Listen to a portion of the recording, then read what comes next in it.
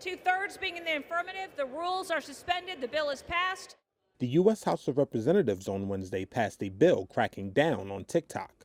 If it were to become law, the measure would force the app's Chinese owner to divest its U.S. assets in 6 months, or face a ban. American lawmakers from both parties have raised alarms that through the Chinese-based parent company ByteDance, the Chinese government could gain access to the personal data of more than 170 million American users. Democratic Congresswoman Anna Eshoo. They can weaponize this data to exploit and manipulate Americans through surveillance and disinformation. The vote comes a little over a week since the bill was proposed, and after action in Congress had stalled for more than a year. Ahead of Wednesday's vote, Beijing accused Washington of bullying, and there's plenty of opposition at home as well.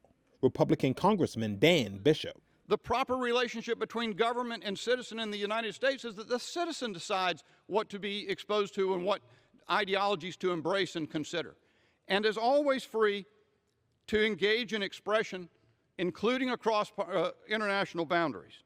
Democratic and Republican lawmakers said their offices had received large volumes of calls from TikTok users who opposed the legislation, with the volume of complaints at times exceeding the number of calls seeking a ceasefire between Israel and Hamas in Gaza. And last month, President Joe Biden's re-election campaign joined TikTok, but last week, Biden said he would sign the bill if it came across his desk. White House National Security Advisor Jake Sullivan said on Tuesday the goal was ending Chinese ownership, not banning TikTok. Do we want TikTok as a platform to be owned by an American company or owned by China? Do we want the data from TikTok, children's data, adults' data, to be staying here in America or going to China? That is the fundamental question at issue here. The bill faces a more uncertain path in the U.S. Senate, where some senators favor a different approach to regulating foreign-owned apps that could pose security concerns.